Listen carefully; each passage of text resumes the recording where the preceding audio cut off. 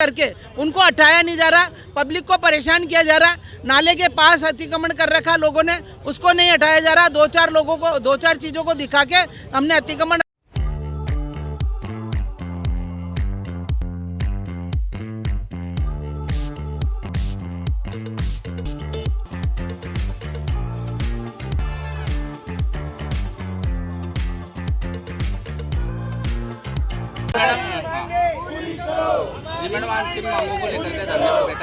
आज हम नगर निगम के जो प्रशासन के प्रति और इसके प्रति बैठे धरने पर इस बात को लेकर बैठे।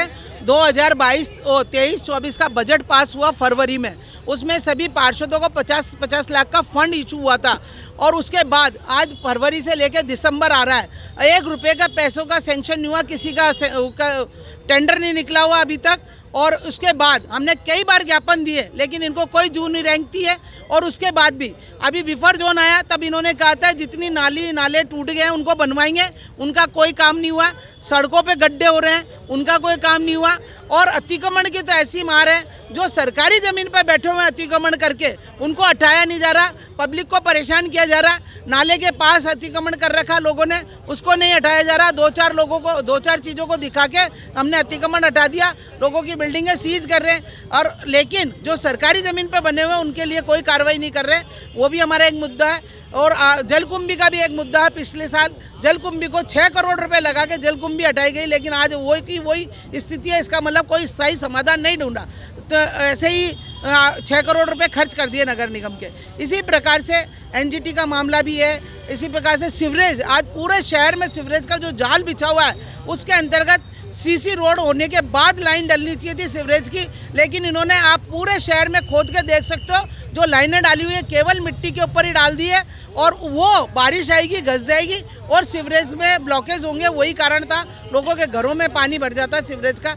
और जो अनुभव प्रमाण पत्र सफाई कर्मचारियों का, उसके लिए भी कि भाई 2010 से लेकर 15 तक की आपका न तो कोई पीएफ कटता था, न ही कोई आप बैंक से तनख्वाह देते।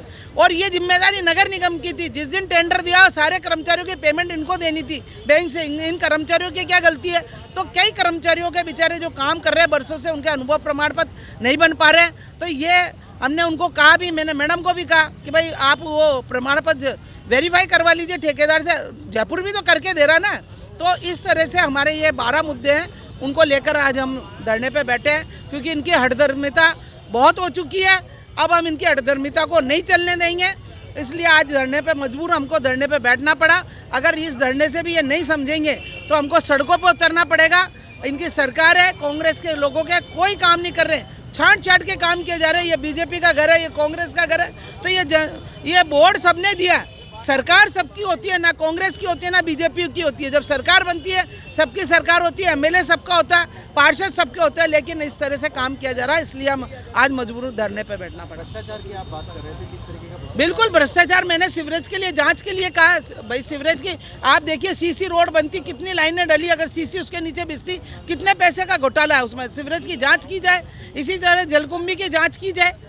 भाई जो काम हो रहा है उनकी जांच की मांग कर रही हूँ मैं। और हमारे जो पार्षद है वो पत्र देते हैं, एक भी पत्र का कोई जवाब नहीं देते, जबकि ट्रस्टी है, हर रिकॉर्ड को देखने का उनका अधिकार है, कानून में भी उनको अधिकार दिया गया। लेकिन इन लोगों ने ऐसी अठधर्मिता कर रखी है, पार्षद कोई पत्र देता, किसी का कोई जवाब नहीं है, किसी का कोई लेना देना नहीं। तो हम ये चाहते हैं कि जीसी में भी पास हो चुका, इनको